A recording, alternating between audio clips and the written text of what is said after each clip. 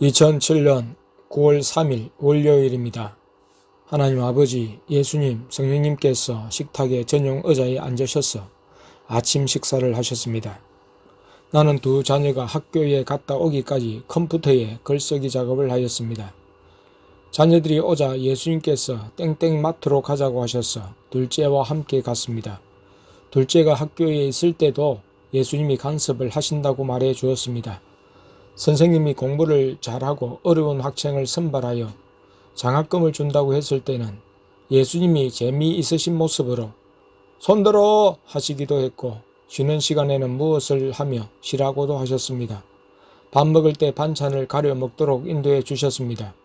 둘째는 열린 영안을 통한 점검을 소홀히 했기에 직접 지도해 주셨고, 막내는 스스로 열린 영안으로 점검하여 먹었습니다. 땡땡마트 가기 전에 태권도 학원에서 관장님으로부터 전화가 왔습니다. 3시 30분과 5시에 배우는 시간이 있는데 어느 시간대에 올 것인지 말해달라고 했습니다.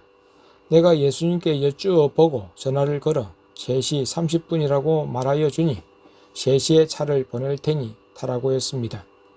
그리고 오전에 아내가 마산의 땡 집사님으로부터 전화를 받고 언제 갈까요? 여쭈니 오후 3시에 나와 아내만 가라고 하셨습니다. 둘째는 3시에 태권도로 가고 나와 아내는 3시에 마산으로 가라고 하셨습니다. 지금껏 우리가 받은 은사와 능력을 어떻게 사용하시는지 시험하겠다고 하셨습니다. 그리고는 오후 2시 30분에 예수님과 함께 땡땡마트에 갔는데 예수님이 빨리 쇼핑을 끝내지 않으셨습니다. 둘째를 시험하신다며 거의 2시 57분에 쇼핑을 마치고 주차장에서 출발했습니다. 교회 건물 앞에 갔을 때는 태권도장에서 운행하는 차는 가고 없었습니다. 둘째는 예수님이 하시는 일에 아무 말 없이 따랐습니다. 집에 오니 아내는 구겨진 내 스처를 다린다고 다리미질을 하고 있었습니다.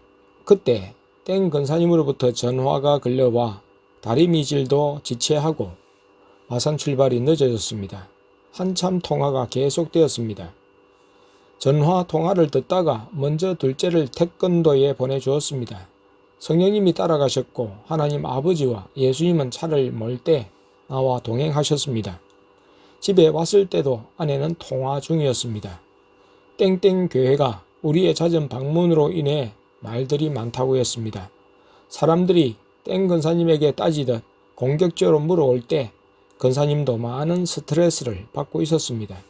그래서 전화를 해온 것이었습니다. 사람들이 묻는 것처럼 왜 땡땡 교회에 자주 오는지 그 이유를 확인하고자 했습니다. 아내가 우리는 가고 싶지 않고 그런 사람도 아니지만 하나님의 인도에 순종할 수밖에 없음을 말하면서 권사님도 우리 때문에 달게 욕먹는 십자가를 잘 져야 할 것이라고 말했습니다.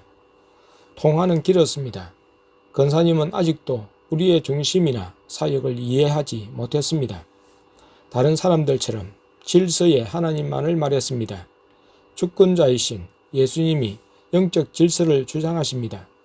주님의 사역은 영적인 것에 초점을 맞추므로 육신적인 질서를 뛰어넘어 역사하십니다. 어린아이를 통해서 어른을 부끄럽게 만드시고 평신도를 들어서 목회자를 낮추시는 하나님이십니다. 우리가 틀을 정하고 하나님은 우리가 정한 질서에 맞춰주세요 할 수 없습니다. 때로 주님도 자신이 정한 이치를 뛰어넘어 이적으로 역사하시는 것처럼 교회 질서를 잠시 어기는 듯 역사하시지만 영적으로 바르게 가면 다시금 질서를 잡아주십니다.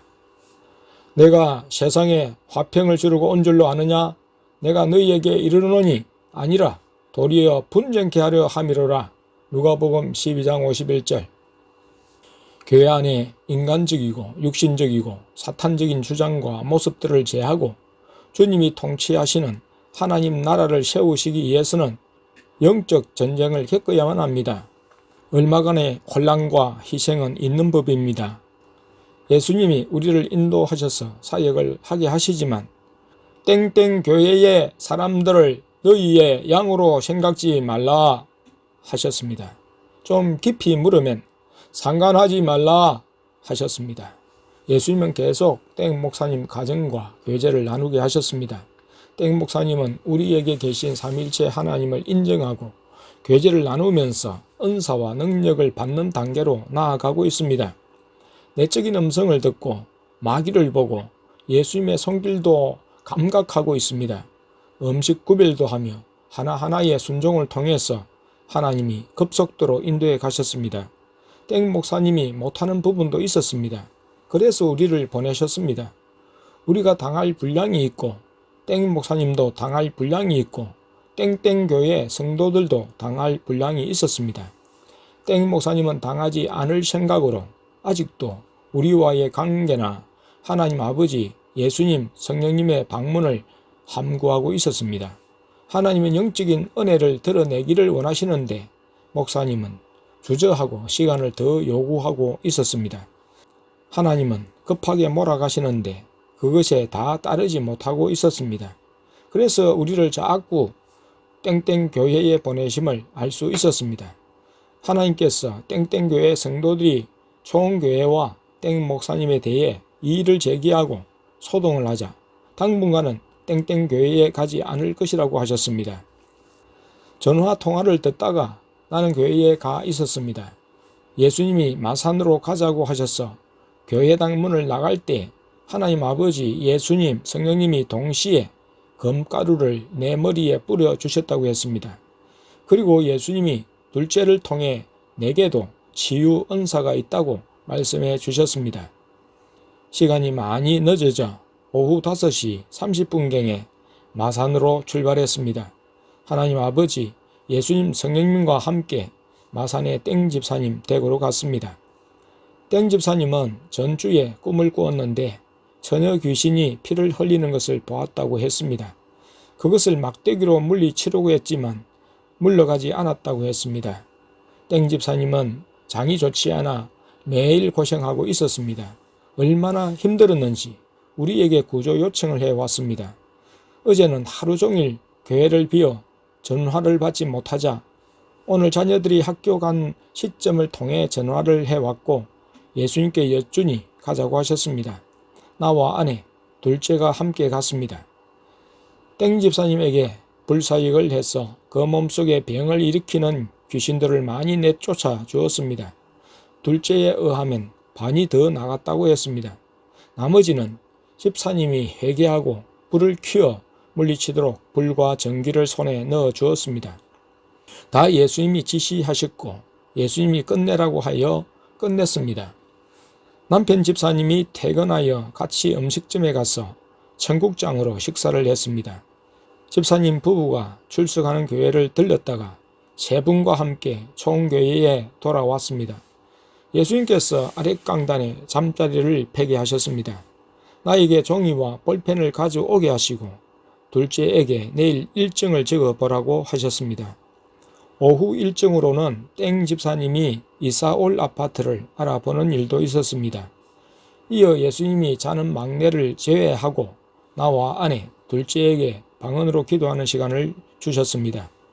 기도에 점수를 매기셨는데 나와 아내는 A+, 둘째는 A로 매기시고는 서서 손을 내밀라 하시고 성령의 레이저 빔을 공급해 주셨습니다.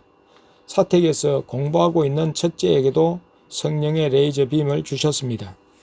영안이 열린 자녀들에 의하면 성령의 레이저 빔은 원통으로 생겼는데 겉은 노란색이고 안은 주황색이라고 했습니다. 귀신을 물리칠 때와 치료에 사용되기도 하는데 사용 방법은 아직 가르쳐 주시지 않았습니다.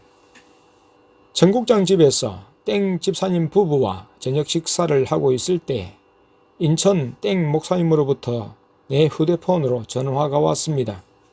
내가 의회의 전화를 받고 그동안 땡땡씨 일과 우리 자녀들의 영안이 열린 것을 미리 말씀드리지 못한 점을 사과드렸습니다. 하지만 그것은 예수님의 말씀에 순종한 때문이라고 했습니다.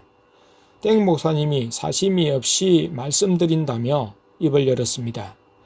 초원교회의 상황을 땡땡씨로부터 들었는지 또는 다른 누구를 통해 이제야 들었는지는 알 수 없었습니다. 영안이 열린 자녀들이 있는 초원교회의 상황이 위험하다고 판단하고 우려하여 전화를 했다고 했습니다. 음식 구별은 구약으로 끝난 것으로 복음적이 아니기에 해서는 안 된다고 했습니다. 개고기를 제외하고는 음식을 구별할 필요가 없다고 했습니다. 또 하나님이 자유의지를 주신 바 하나하나 예수님께 묻고 인도받는 방법은 잘못되었다고 지적했습니다. 목회자에게 교회를 이끌어갈 권을 주셨기 때문에 예수님은 하나하나 주장하지 않으신다고 했습니다.